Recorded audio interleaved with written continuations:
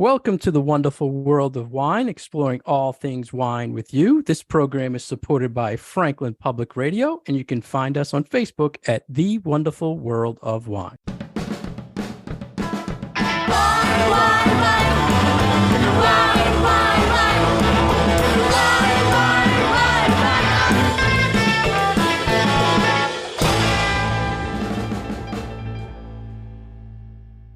Hello again, everybody, and welcome to the wonderful world of wine. We are Kim and Mark, your hosts for the show. How are you today, Kim?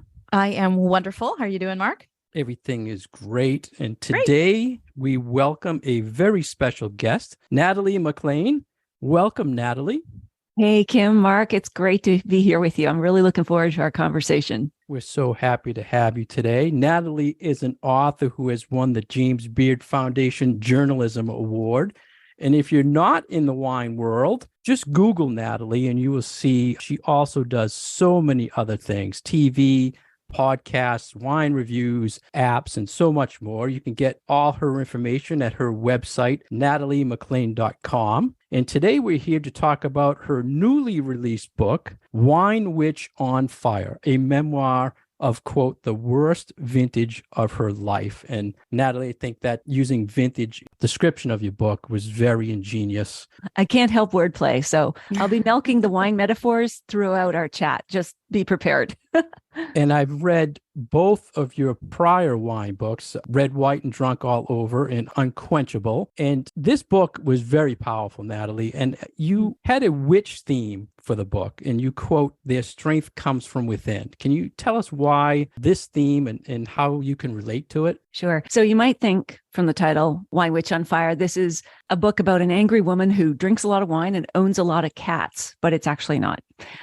So witches do resonate with me because, as you said, Mark, their strength comes from within and not from external validation. They also embody the unity of women, the power of the feminine, and the healing connection to nature. You know, all my favorite childhood stories were always about witches, both the good and the bad. So especially The Wizard of Oz and that battling duo of Glinda the Good Witch and the Wicked Witch of the West, who was never actually named in the book. So I was entranced by these opposing forces as a child that I later realized were inside me as well. I even loved the straight up badass White Witch of Narnia. Her wickedness was a very, very satisfying outlet for a tiny Miss Goody Two-Shoes. And I was cackling inside along with her. But now, of course, I do realize how damaging stereotypes of women can be. But I think it is time to reclaim the word witch and what it means. And for me, that's a wise woman who's been through the fire and knows the measure of her powers. That fire that you went through that you describe in the book was an experience that happened to you in 2012, I believe.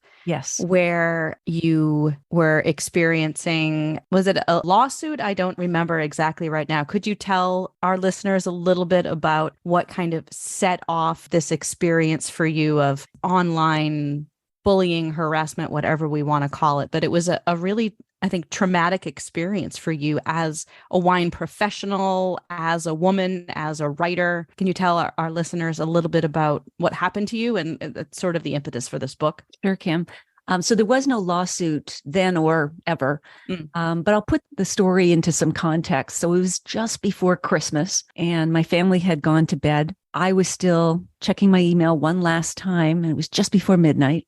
So I've come to call it my nightmare before Christmas. And a Google alert popped up in my inbox with the headline, Natalie MacLean, world's best wine writer or content thief. And my heart just dropped. And, the text was blurring and merging together. And I was thinking, what is this? Where did this come from? And I clicked through to a large wine and spirits website. And there was a long rant about me with phrases that felt like they were burning into my retinas. And this wasn't simply a nasty post. I was being accused of the one thing a writer dreads the most. So, doctors lose their license for malpractice, lawyers are disbarred for misrepresentation, writers get their careers canceled for copyright issues. And I should just clarify that the accusation wasn't about plagiarism, but rather fair use in quoting another review to provide more context about a wine, just as Rotten Tomatoes does for a movie. But many people really confuse these concepts, but there's a huge difference.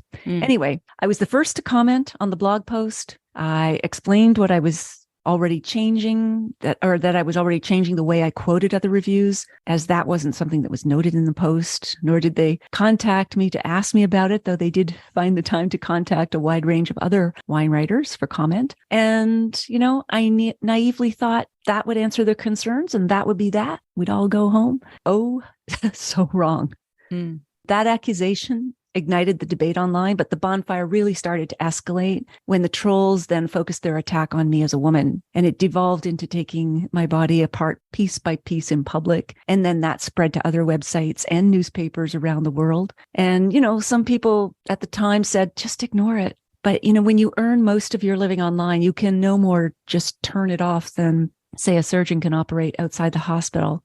In hindsight, I wonder, should I have posted a response? Yes and no. I did address their concerns. However, in doing so, I think I added fuel to the fire. I posted once more before I realized I could not say anything that would appease them, and the frenzy carried on. From reading your book and those passages around your sort of struggle with what do you do, what do you not do, it almost feels like there was no right answer, because when you're being attacked kind of from all sides and there's no real way that you feel like this is going to help solve the problem. And, this was 10 years ago. What do you feel like you could have done something differently? Because I honestly don't know what you could have done differently. I don't think so. The only thing I could have done differently was to better manage my own mental and physical health, because that really deteriorated as a result, because you just don't know what's going to happen. What's the next thing that will be said? Or am I going to get canceled permanently? We weren't even talking much about cancel culture back then, but this was that. And I thought, am I going to lose all my ability to earn an income? I was supporting my elderly mother, my teenage son. I had just gone through a divorce. So it really hit me hard. And, I losing sleep, losing too much weight, it really had a physical impact. But could I have done something differently? I don't think so, other than being able to see into the future and calm myself down. But at the time, it was very real. The implications were huge. The stakes were huge. And I just didn't know how things would play out. I'm sure you're going to hear so much feedback, Natalie, that people are taking what you wrote and what you experienced and adjusting what they do to and thinking about it. But like myself, just being in small business, I always worry about posting things, reposting things. And when I write things, am I offending somebody, or am I violating something? When you write now and do all that you do, is it still in the back of your mind that, oh my God, should I do this? Or do you just do what you want to do? Are you worried more about what you're writing? Well, I write wine reviews and books for my people, my clan, and I always have and I always will. They know who I am and have come to trust me over the last 20 years. So I'm not nervous about that, as that has been consistent despite what happened. However, Mark, it was extremely difficult to write this book. MRI brain scans have shown that when someone who survived a near fatal car accident reads a script to trigger those memories, their brain activity is similar to actually experiencing an accident. So they're not remembering the trauma, they're reliving it. So first I had to get through the trauma with a lot of therapy, and that continues to today. I also needed the distance of years to be able to reflect on what had happened and my part in it, so that the book was actually useful to others, to readers, and not just, a big misery dump. Memoirist Glennon Doyle advised, write from a scar, not an open wound. The next question is, why even write about it after the healing is done? But I love what poet Sean Thomas Doherty said. He said, why bother? Because right now there is someone out there with a wound in the exact shape of your words. Just love that. And so my memoir gathered two different parts of my life that I thought were separate, but they were just two sides of an open wound. My divorce, the defamation, or the online mobbing. Words were my sutures to sew my life back together. And the scars they created, I think, are now new patterns of meaning that are stronger than the flesh was before the injury. And those new patterns and reflections are what readers are resonating with now. So even though their lives are different, they may not have gone through a divorce, but they've probably felt isolation or loss of love. They may not have had an online mob come after them, but they've probably faced some sort of career disappointment or fear of the future. And I think my memoir helps them experience all those feelings through a different story and learn how someone emerged from the flames stronger and wiser. It certainly is, I think, an interesting story, both from the perspective of people who read your book are going to have that feeling of this resonates with me. I understand what she went through, whether because they went through something similar or because they know somebody who maybe experienced this sort of online harassment issue. But the wine part of it, I think, is one of the fun things in the book. I mean, we're obviously geeky wine people who really, really love to read books about wine, but your take on wine is that it is fun. You spend a lot of time talking about the physical nature of enjoying wine, about sort of the sensual nature of having a glass of wine with a meal and those sorts of things. And fortunately, that was one of the things that other writers kind of came down hard on you for, was that you make it this accessible thing and you talk about it in this, frankly, sort of feminine language. Not, you talk a whole lot about how wine descriptions kind of hopefully only in the old days, and we don't get back to them, would use sort of women in a sort of objective way to describe certain wines. But you make your descriptions of wines into this pleasurable, really sort of, I guess, kind of getting back to the earthy sort of witchy thing. You make them very appealing in the way and make people, I think, want to experience that wine. And I feel like it's sort of unfair to come at you from that perspective of, oh, well, she only writes for this particular part of the market.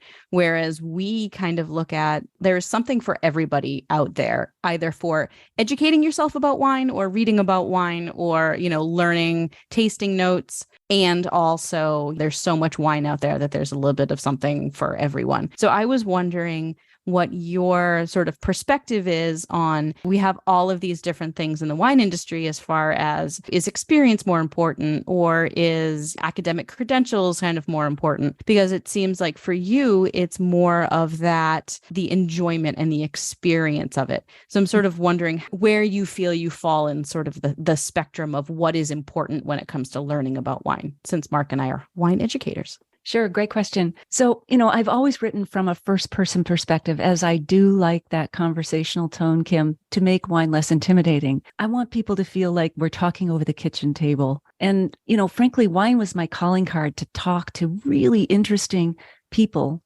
around the planet. It gave me permission to ask incredibly nosy questions, that I would never ask at a dinner party. And it made me feel things I'd never felt, especially as an introvert and someone who's really shy. So this approach was the opposite of some older critics who believed you shouldn't have feelings about wine, nor should you even talk about the fact it has alcohol in it, or you might get a little buzz, that you should be objective. And I really don't believe this is possible. Wine is such a subjective sensory experience. And I think objectivity can also be a shield against vulnerability and connection. And, I thought to myself, as I had to think about my approach, to wine, but why shouldn't I get emotionally wrapped up in my work? I mean, do you have to be serious to be professional? Must levity be the opposite of gravitas when the two together make a far more complex blend? Science has shown us that the moment after we laugh, our attention to a message is highest. And I've always believed, entertain before you educate. So for me, wine starts with the person. How does this wine make me feel or make you feel? And writing about wine consumes my whole body like dance used to. When the dance is finished, as I say in the book, the wine is consumed. All that's left is memory. And wine involves all of me in a way that food cannot. It touches all of my senses like food, but wine is also a drug that creates new mind states. And that full body buzz of wine, as I say in Wine Witch on Fire, it sends lightning out under my skin. I love it. And talking about the effect of alcohol in wine is another way I broke all the rules, as well as admitting to my likes and dislikes, my memories, my misunderstandings, my blind spots, my biases. And, I was just trying to think like a consumer, wondering how to get or buy a good wine that didn't cost a fortune or embarrass me if I took it to a friend's house. And, most critics will tell you they are consumer advocates, but some aren't talking to consumers with empathy for their anxiety and their confusion and their disappointment with some wines. Instead, I think they talk to a wine lover like a displeased parent. So as you say, Kim, I think there's a wine for everyone and there's a wine writer for everyone. You find the style that suits you best. I thought, Natalie, throughout the book, you worked in wine so well. But as I'm reading it, and you're telling some powerful life events, and then all of a sudden you just go off and tell a beautiful story about a wine, or you bring up a memory about a wine. Do you find that when you work that into the book, was it to kind of break away from what was going on in life, or did you feel like now's the time I have to talk about what I love to kind of bring people back? Because it was, I don't want to say depressing. It was like you're saying so much about life. Then I'm like, wow, but then you just told this beautiful story about a wine, or a memory about a wine. It was just or so a winemaker or an Yeah. experience. Yeah. Mhm. Yeah. Yeah. That's a great observation, Mark. I mean, I think we have to have relief from a serious narrative. And so I tried to do that in two ways. One was with the wines and the stories, and another was with humor, because we just need that relief in life, in books. Even if we're watching a tense movie, we need that sort of comic element to break up the tension. But back to your question about inserting wines, that's what I'm known for. So people come to me for wine writing. And although this book is very different from my first two, I think the way I write about wine and the way I reflect my feelings on wine is the same. It has a powerful connection. And it's not only interspersed throughout the book to bring those sort of, beautiful moments or joyful moments to the book, but also because I believe that wine is just so powerful for evoking memories. We know that smell is the only one of our five senses that is tied directly to memory. And that's why Proust starts off with having a Madeleine, a little cookie, right? It's not eating it that brings back all of his memories. It's smelling it. And I know when I smell like a National Geographic magazine, I'm right back at my grandparents' house in Cape Breton. I love that. It'll just go right back there. It's like it touches a wire of a memory that was dormant, and then it lights up again. My partner now thinks I'm a wine savant because I'll see a wine label, and I'll know exactly the first time I had it. It could be 20 years ago, who I was with, what we were eating, even what we were wearing, because it just is so evocative. So you blend smell and memory and emotion, and you lay down these, I think, more vivid memories and life experiences. And so that's part of this book. It's about celebrating life through wine and through those memories.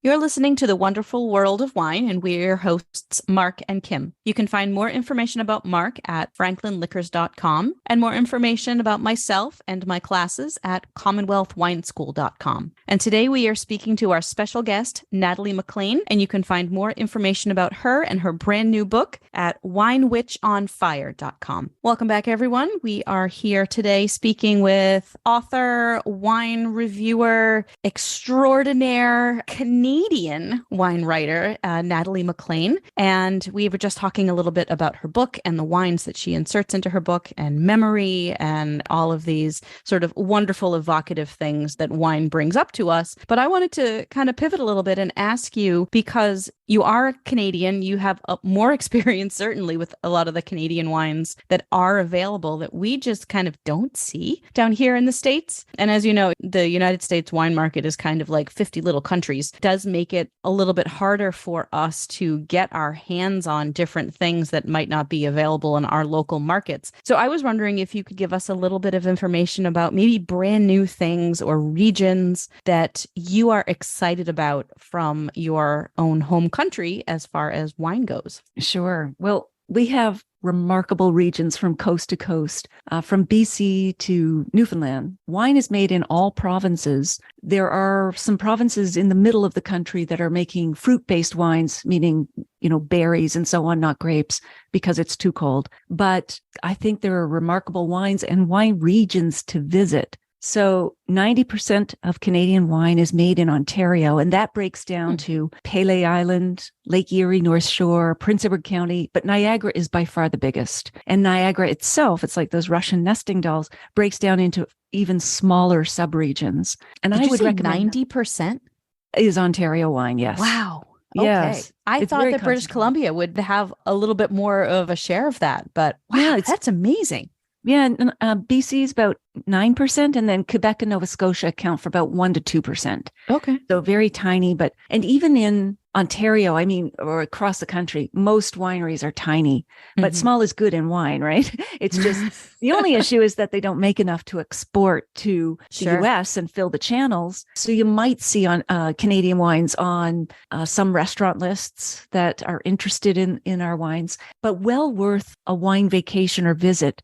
Because if you come to any of these regions, I'll take Niagara, for example, there is just so much to do. Like there's a world-class Bernard Shaw Festival. There's ballooning and biking. And then a lot of the wineries have restaurants, like really top-notch restaurants where they're taking their wines and pairing them course by course with the meal. They have all kinds of fun Instagram-worthy kinds of setups. If you're into that, like there's an ice wine lounge in Peller Estates where you go underground and it's -8 degrees and they lend you a parka. Yeah.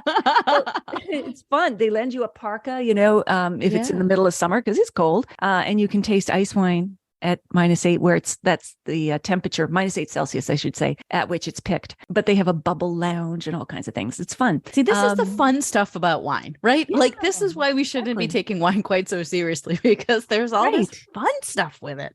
Oh, I know. And like they even have, as I said, a bubble lounge. So there's a bathtub full of bubbles and you could take pictures there and swing on a little cork swing. And anyway, it's so much fun, but you can learn so much. I mean, the tasting rooms are really set up and catered to individual attention, especially post-pandemic. You make reservations these days in just about any wine region, but you get far more personalized experiences and tastings. And we have such a great range of wines, all cool climate, basically. So you're looking at Riesling, Chardonnay, Pinot Noir, Gamay, Cab Franc, and sparkling. We do marvelous sparklings because we got a lot of limestone up here, like Champagne does. So lots of different wines, great food culture, lots of activities for, if you're taking the whole family. And it's just, these are beautiful places to visit. They're often on the water, and yet they're not overrun with tourists yet. Well, I'm going to Nova Scotia this summer, so I'm going to have to, maybe I'll pick your brain about places to go. Well, I'm originally from Nova Scotia. I know. Yes, well. So I was like thinking about my vacation as I was reading your book. I'm like, she's from Nova Scotia. Oh, yes. Oh, well, Nova Scotia is a great place. Have a few days in Halifax because the waterfront is beautiful. The restaurants are great. Then drive down to Annapolis Valley, which is only about an hour away. This is gorgeous valley where it's got a microclimate that's warm enough for wines. It's on the Bay of Fundy, which is the highest tides in the world in terms of how they go up and down. It's remarkable. And then you can go to all these boutique, tiny wineries that are making these great wines, have a great dinner, and just be in one of the most beautiful places on the planet. And I think this is wonderful for folks who live in New England in general, but Massachusetts specifically, because when we think about our wine regions around here, so we have like a couple of tiny little local wine regions, mostly along the coast, that are good for growing wine. And then we have our vineyards in New York, whether it be the Finger Lakes or whether it be Long Island. But nobody ever thinks about going up to Canada, I feel like. And it's so close, So just keep driving, Kim. We just, we're just going to go up a little bit farther north and you have these wonderful wine regions. So I think that that's an exciting thing for those of us on the East Coast, that we tend to feel like, our West Coast brethren are surrounded by, California and Washington and Oregon, but we actually have some great wine regions here on the eastern seaboard as well. Absolutely. Natalie, I want to go back to, you had mentioned wine aromas and bringing up great memories. Kim has this weird one about Barbie doll head or something. Brand new Barbie doll. That's I don't my want to get into that. I love that. Brett for me is Barbie doll head. I don't know why. I will have to check that next time. The next time you get a wine with Brettanomyces, I'll have Barbie right brand new Barbie. I'll do a side-by-side sniffing. You do it. At one point in the book, after your divorce, you mentioned that you lost your senses for wine, your taste or your sense of smell for wine. And I assume another devastating life experience, especially with all you do in the wine world. You researched and you found out a lot of interesting information about what was going on. Can you tell our listeners what happened and what you experienced and found out? Sure. So one afternoon I was tasting a dozen Cabernets and I realized I couldn't detect the aromas anymore. And I wondered if I had lost my sense of smell permanently. And I did the research and discovered that the size of the brain is smaller when it's depressed. And according to an article in New Scientist magazine, that data came from that. And when the brain shrinks a little bit, it can diminish or eliminate the sense of smell. And so I was left wondering, is depression the smell of nothing? And, what was I going to do with my career if this carried on? So I panicked, went to see my doctor, and much to my relief, my sense of smell returned. But I think, a lot of people too have experienced this with COVID. Either the fact we were isolated or depressed, or COVID itself, one of the effects is losing your sense of smell. For some people, that is permanent. Mm-hmm. And that in turn, it's a vicious cycle, because losing your sense of smell, people don't realize just how much of an impact it can have on your life. And people become depressed when they lose their sense of smell because they can't taste anything. We're wine and food, it's all in the smell. Not that, we have 5 basic tastes, but we have millions of aroma combinations that we can detect. You take that away, that's a major part of life's enjoyment. So it really shook me. Fortunately, that was a happy ending, like the book. But oh my gosh, I was afraid for a moment. But I have to go back to what you just said, Kim, about Barbie dolls, because I love that. I was teaching a wine class, and one student said, well, this Riesling smells like the Dallas airport. And of course, she was picking up the petrol, or the sort of minerally stone, wet stone, whatever you want to call it. Another person said, this Chardonnay reminds me of my son's gerbil cage. And that was the wood chips, right? The oak aging. Oh, interesting. The wood chips in the gerbil cage. Yeah. And someone said a wine, it was a white wine, reminded her of her grandmother's ham. And we're all going like, what's the connection here? This wine smells like ham. Pineapple? Yes, pineapple and the cloves, both of them. Yeah. Yep, was coming through the way she garnished the ham. It wasn't the ham itself. Mm-hmm. But yeah, I love that. All the connections. There they are again, all the smell connections. I talk to my students about that all the time, that there's this, I hesitate to call it a disconnect, but I do feel like it's a little bit of a disconnect when we're wine educators who are working within a strict confine of these are the tasting notes that you need to use in order to be able to communicate with other people, but then to kind of have that common ground of what are you talking about? What am I talking about? Can we have that conversation and understand what the other person is saying? But then on the other hand, it is all about that personal experience. So like, I love that one about the airport. Like that's it makes great. sense, doesn't like, it? I have one in my tasting notes every once in a while, it'll pop up like smells like Christmas. It's like, okay, well, what does Christmas smell like to you? And your holidays are going to smell different from my holidays.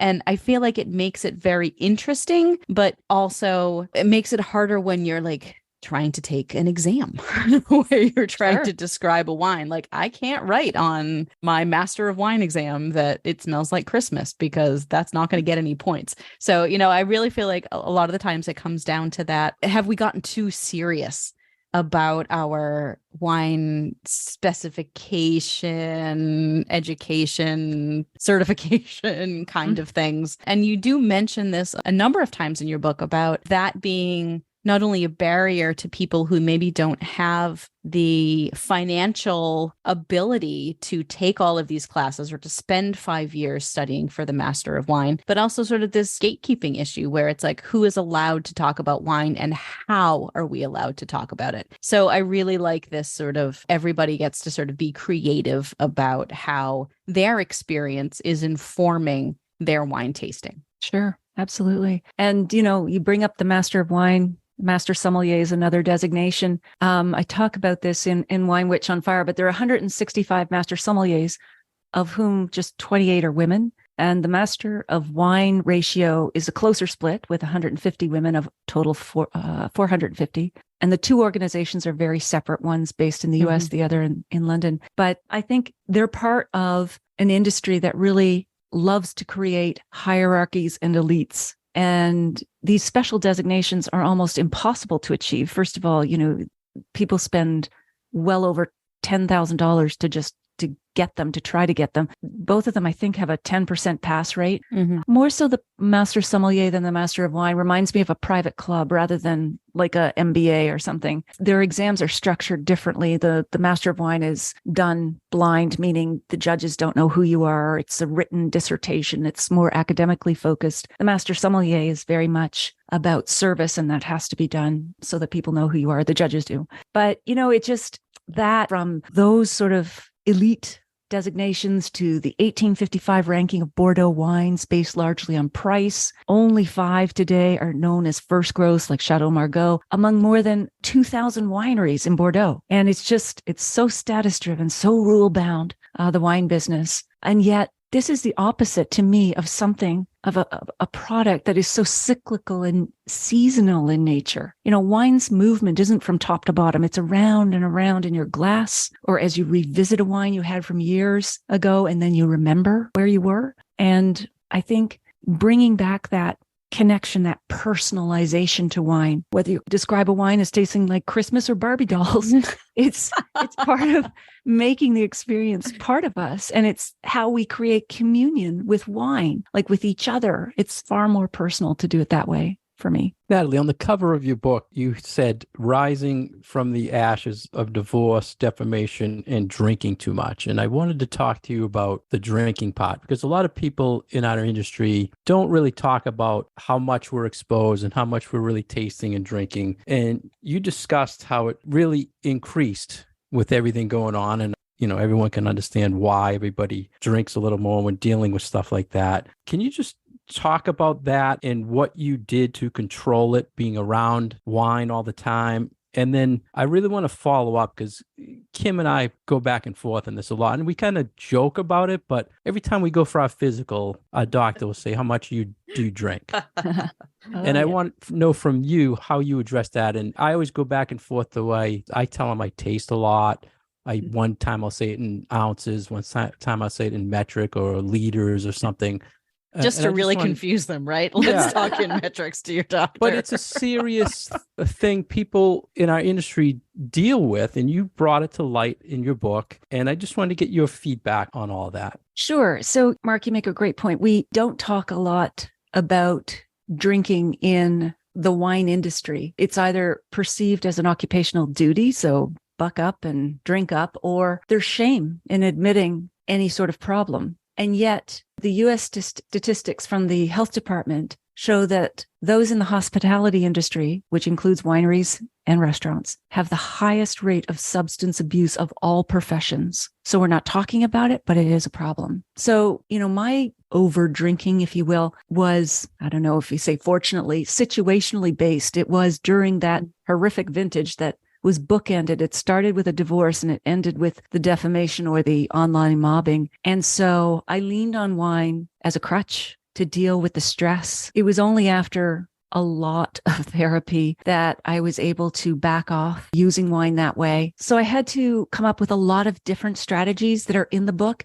This isn't a self-help book per se, but there are a lot of, I think, helpful tips that worked for me that I share, and that readers now are coming back to me and saying, hey, this really worked for me. So, and again, I'm not a doctor, or don't pretend to be one on a podcast, but here are the tips that I've come up with. So one is, when I open a bottle, I'll pour half the wine into a clean, empty half bottle and recork it, because this keeps the wine fresh for another night. And I'm more mindful of how much I've consumed. It really does a good measuring job. And I also feel like when I do this, I don't think, oh, I've just opened such a great wine, I should finish it, or it's going to, not taste as good tomorrow.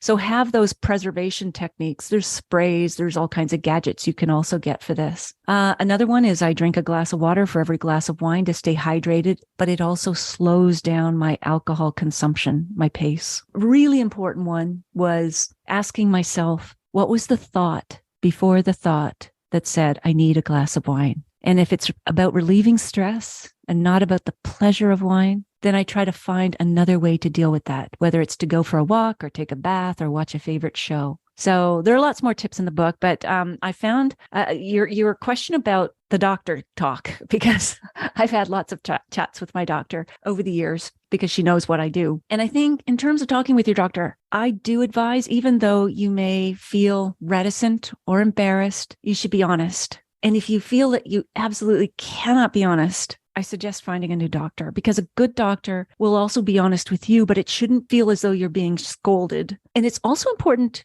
for your physician to know about your consumption, as it might interact or interfere with prescription drugs or other medical conditions. And doctors can also recommend a lot of great ways to cut back, whether it's a specialized prescription that might be right for you, or recommend the right kind of therapist to discuss underlying issues that might be causing the problem. So give them a little credit too, and a trust that they might be a partner with you if you feel you have an issue with it. Because I do think, your doctor should be one of the people you should be able to talk to. That's what I learned, at least.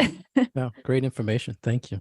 Oh, my pleasure. So once again, for our listeners, Natalie MacLean's book is Wine Witch on Fire. And recently, Natalie, I watched your video of you getting your first copies of the book when you got it. And so powerful to see the emotions being brought up. And I hope when our listeners read this, they just fall in love with your writing style, your honesty. And for those who have book clubs or things like that, Natalie put out a very good guide for the book, which a lot of people don't do this now. Did you make it specifically for book clubs? I made it for book clubs, wine groups, and individual readers. So you don't have to have a group. What's in it is a big piece of what was taken out of the book, because the book was getting too long. It's a fairly quick read, Wine Witch on Fire, but it's because we removed this chunk, which ended up being a guide to lots of wines to pair with the book, to pair with other books, discussion questions if you are getting together with a book club, or just, you and your friends want to get a copy of the book, that would be great. And then talk about it together. This will guide you in some discussions, because there's some pretty broad-reaching issues that you can talk about and bring up your own experience, whether it's workplace harassment or relationship issues, or the wine marketing, how wine is marketed to us and we don't even realize. Lots of issues there to discuss. And then there's tips on how to organize an informal wine tasting with your friends. So a step-by-step guide to, how many wines, what are you going to pair? So all of this sort of came out of the book. And then people who've seen it said, you could charge for this, but we're not, because we want to make this available to everyone. And you can get it at winewitchonfire.com/guide. It's easy to get. And I hope it helps people carry the book forward in terms of, for themselves, making the issues of hope and justice and resilience in this book their own. Like, how can they apply it in their own lives through their own stories? Because that's the best thing, I think, that a book or a memoir can do, is that you feel that you've been moved in some way to reflect on your own life. And the questions that are in this guide, I think, can help people get there and do that reflecting. And I think it's something that is good for our listeners and also for readers of your book to understand, is that you had this experience and you put it forward in your book. But a lot of us who are women and who are in the wine industry, and I've spoken to a number of my colleagues, is sort of about the topics that you bring up in the book. What you experienced was not a singular incident. These are things that we all have dealt with at one level or another, whether it was harassment or whether it was we didn't get a job because we didn't, pay attention to the right person or whatnot. So I think that part of it will resonate with not only people in the wine industry, but also women in other industries as well. So it is, I think, a very important memoir for many, many people to read. And it was a really great read. And I'm so glad that we got to meet you through our podcast. Well, thank you, Kim, Mark. This has been wonderful. And I appreciate the opportunity to connect with your listeners. And there is the guide, but if they're also looking for other ways to connect, I have a podcast, Unreserved Wine Talk. So if they're interested in that, or I do also teach courses, Kim, online, food and wine pairing classes mainly. And they can find all of that at winewitchonfire.com. Oh, I should mention one more thing. If they buy the book, I will mail people signed book plates. So you can personalize your book or give it as a gift. I know signed book plates can make a nice addition to any book. And I've also developed some bonuses for those who buy the book, like a private online tasting and some other things. So come visit me, or I would love to connect with you. How cool. Yeah. And I keep this going, this fire burning. Yeah, that's right. Thank you, Natalie. You do so much for the wine world. You're always putting out so much content, and thanks again for this book into your life and your story. It was just something I couldn't put down, and I read a lot of usually just wine books, And I was just moved. I want to thank you for sharing the story. And for our listeners, it's available now, Wine Witch on Fire, and all areas you get your books. I use Amazon. Like Natalie said, you can go on her website and find it as well. Thank you, Natalie. Yeah. Oh, thank you, Mark, Kim. I really enjoyed this, and you are doing a great job with this podcast. So thank you. Thank you for inviting me here. And thank you for joining us.